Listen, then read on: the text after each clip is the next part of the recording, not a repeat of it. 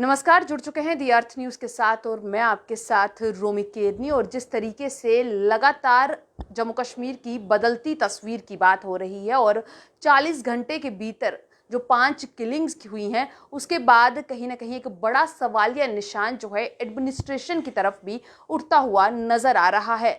लगातार इस पर अगर सियासी दलों की बात करें तो अपने रिएक्शंस तो देते हुए नजर आए, पर वहीं एडमिनिस्ट्रेशन जो है वो साफ करती हुई नजर आई कि जल्द ही जो है इसका बदला भी लिया जाएगा। इस समय हमारे साथ राजेश गुप्ता जी हैं जो कि वीएचपी के प्रेसिडेंट हैं। इनसे बातचीत करेंगे और कहीं ना कहीं जानने की कोशिश करेंगे कि जो ये समय बन रहा है इसके पीछे क्या एक बड़ी घटना हो सकती है और क्या कारण है कि इस तरीके से एक बार फिर जो है आतंकवाद जो है कहीं ना कहीं फैलने का प्रयास जो है कश्मीर के अंदर करता हुआ नजर आ रहा है। राजेश जी, मेरा पहला सवाल यह है कि जिस तरीके से लगातार बदलती तस्वीर की बात हो रही है, जम्मू कश्मीर की बदलती तस्वीर की बात हर मंच से की जा रही है, क्या मानकर चले कि ये बदलती तस्वीर है? क्योंकि जिस तरीके से 40 घंटे के भीतर जो है जम्मू कश्मीर के अंदर 5 किलिंग्स होना, और वो भी ऐसे लोगों की जो लगातार कश्मीर में बहुत समय से काम कर रहे थे और वहां पर ऐसे काम कर रहे थे जो प्रशंसा के काबिल थे। देखिए, 2 साल का या उससे ज़्यादा का एक कालखंड, जिसको आप बदलती तस्वीर वाला कालखंड कह रहे हैं, वो बीत चुका है।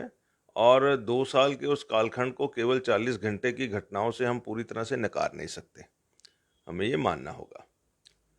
फिर भी जो हुआ है वो बहुत दुखद है, घृणित है, चिंताजनक है और निंदनीय है। इसको लेकर के पूरे भारतवर्ष में जो राष्ट्रवादी समाज है उसमें एक चिंता व्याप्त है। और जिस ढंग से वहाँ पर आतंकवादियों ने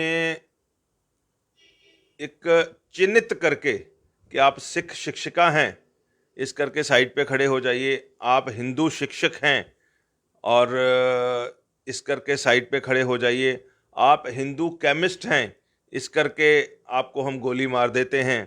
तो और अलग करके चिन्हित करके उनको पॉइंट ब्लैंक रेंज से मारा। उससे ये सीधा सीधा स्पष्ट है कि वहाँ के एक वर्ग में, जिसको कहते हैं कि एक घृणित मानसिकता, मैं कहूँगा आतंकवाद की, इस तरह से पनप गई है कि हमने हिंदुओं और सिखों को यहाँ से भगाना है। और उस मानसिकता का दोबारा से पनपना या उनके सिंपैथाइजर्स के द्वारा या जो बैक एंड पे जो लोग हैं, इस तरह की मानसिकता को डेवलप करवाना और फिर उसका ये पब्लिक में आ गया है, ये बात पब्लिक डोमेन में आ गई है, ये एक बहुत ही चिंता की बात है। और इसका संज्ञान सरकार को बड़े उच्च स्तर पर लेना चाहिए और ये पूरा सफाया होना इनका आतंकवादियों का बहुत ज़रूरी है। ये जिस तरीके से आप बात कर रहे हैं कि वहां से सिख और हिंदू धर्म के जो लोग हैं खासकर उन्हें ही इस समय निशाना बनाया जा रहा है और उन्हें कहीं ना कहीं प्रयास है कि उन्हें वहां से निकाला जाए। क्या मानकर चलें कि 90 का दशक जो कि बीत चुका है और उसे जब सरकार ने अब मान रही है कि वहां पर एक बार फिर जो कश्मीरी पंडित हैं या बाकी जो लोग वहां से निकले थे उन्हें वहां पर बसाने का काम जो करने वाली है, शायद उससे उस चीज को देखते हुए ये सब चीजें होती हुई नजर आ रही है। देखिए, 90 के दशक से आज की तुलना नहीं की जा सकती।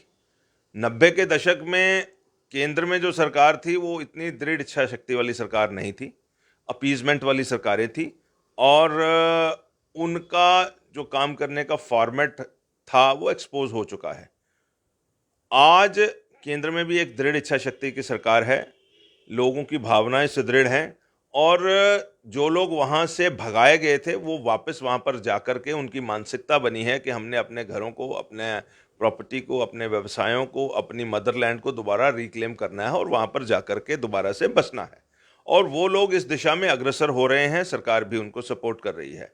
ये एक सीधी बात है कि वहाँ पर जो बेनिफिशरीज हैं, वहाँ पर जो आतंकवाद फैलाते थे, वहाँ पर जो विदेशों की फंडिंग के जरिए इस तरह की गड़बड़ करते थे, उनको लग रहा है कि उनकी सारी मेहनत बेकार चली गई और ये तो सब लोग पुनर्स्थापित हो जाएंगे जिनको हमने भगाया था, और जो बेनिफिट्स हम इस तरह से ले रहे थे इनकी प्रॉपर्टीज से, और इनको भगा करके वो बेनिफिट सब बंद हो जाएंगे। इस करके मुझे लगता है कि उन्होंने एक रिन्यूड एफर्ट, मगर मैं इसको टेम्पररी एफर्ट कहूँगा, ये सक्सीड होने वाली नहीं है, वो उन्होंने की है।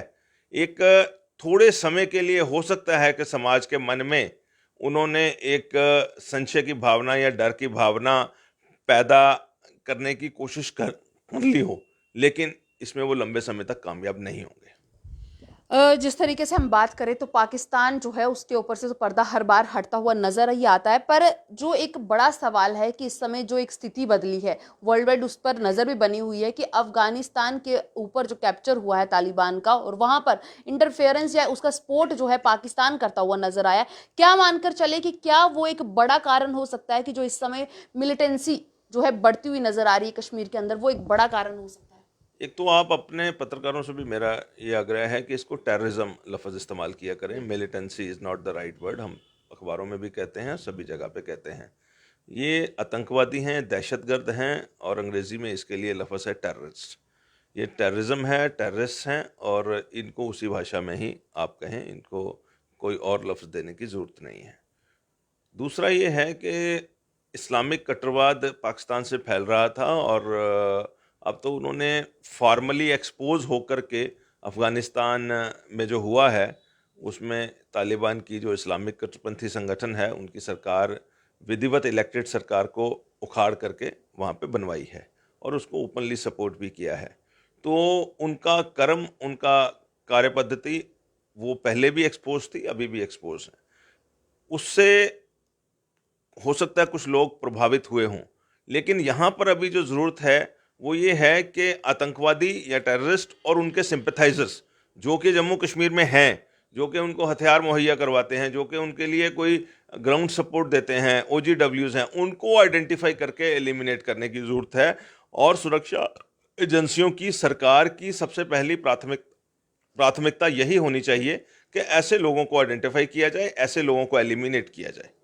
तो हम पाकिस्तान तालिबान का राग गाते रहें, उसका कोई इतना फ़ायदा नहीं है जब तक कि हम इंटरनल सख्ती पूरी ना करें, जब तक कि ऐसे लोगों को इस तरह का माहौल ना बन जाए कि इस तरह का दुस्साहस कोई करे ना, तब तक ये काम ठीक नहीं होगा। बिल्कुल।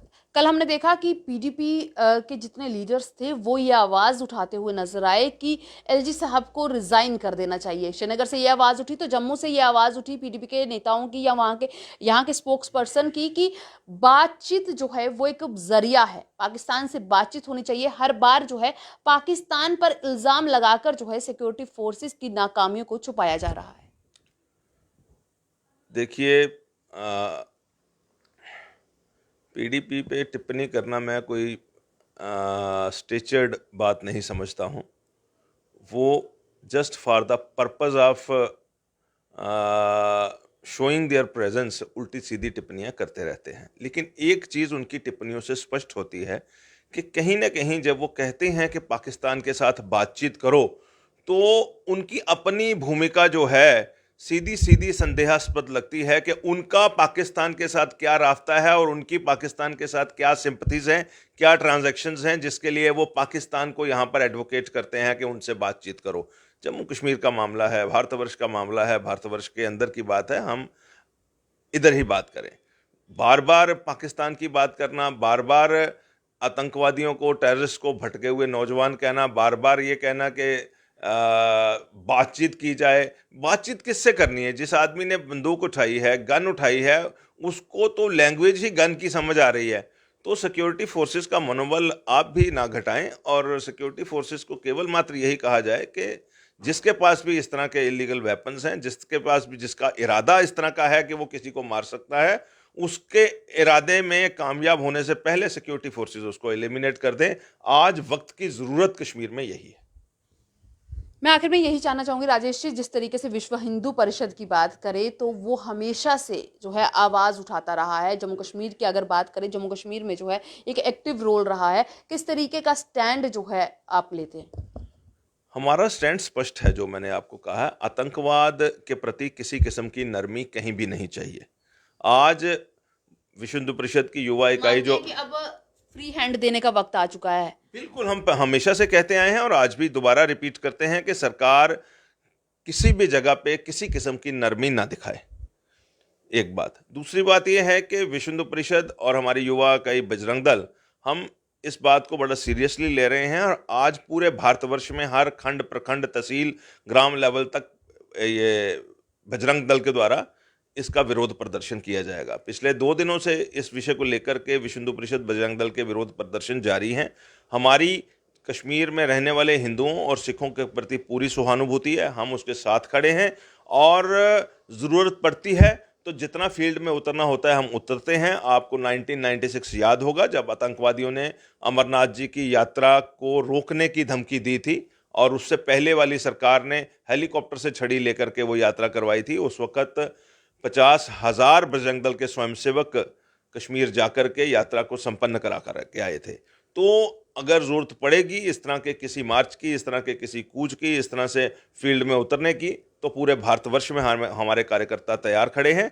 और हम एक बात आपके माध्यम से और कहना चाहते हैं कि ये केवल आतंकवादी और उनके सिंपैथाइजर्स नहीं, कश्मीर की सिविल सोसाइटी जो श्रीनगर में रहने वाले मुसलमान हमारे भाई हैं, बरादरी के जो व्यापारी हैं, जो दूसरे वर्गों के लोग हैं, उनको भी खुल करके आतंकवाद के विरुद्ध सामने आना चाहिए, क्योंकि उन सब के रिश्ते हैं पूरे भारतवर्ष में, उन सब के व्यापार हैं पूरे भारतवर्ष में। और आज जिस इकोनॉमी की हम बात कर रहे हैं वो भारतवर्ष के टैक्स पेयर का पैसा वहाँ पे इन्वेस्ट हो रहा है और पिछले 70 सालों से इन्वेस्ट हो रहा है। आज जिस टूरिस्ट की हम बात कर रहे हैं वो भी पूरे भारतवर्ष से आ रहा है। तो ऐसा नहीं है कि ये कोई आइसोलेशन में इन्होंने जी लेना है, ये सबने इकट्ठा होकर जीना है। हम सब एक दूसरे के पूरक हैं और इस विषय को लेकर के जो अफसोस की बात है वो ये है कि खुल करके कश्मीर का मुस्लिम समाज, खुल करके कश्मीर की सिविल सोसाइटी, खुल करके कश्मीर के व्यापारी वो सामने नहीं आए हैं, जिसका हमें अफसोस है। तो साफ तौर पर इनका ये कहना है कि अब वक्त आ चुका है जब इन आतंकियों पर कड़ा प्रहार जो है वो करना चाहिए, क्योंकि लगातार जो है जो घटनाएं सामने आ रही हैं वो चिंताजनक है। और साथ ही साथ इन्होंने अपील की है सिविल सोसाइटी से, जी हाँ, कश्मीर की सिविल सोसाइटी से ये अपील की है कि वो खुलकर सामने आए, क्योंकि ये वक्त है कि जब पूरे भारतवर्ष के साथ साथ पूरे विश्व को बताने का वक्त है कि हम एकजुट हैं और हमारी जो पहचान है वो एकजुटता में ही है। इस अपडेट में बस इतना ही। जुड़े रहें दी अर्थ न्यूज़ के साथ।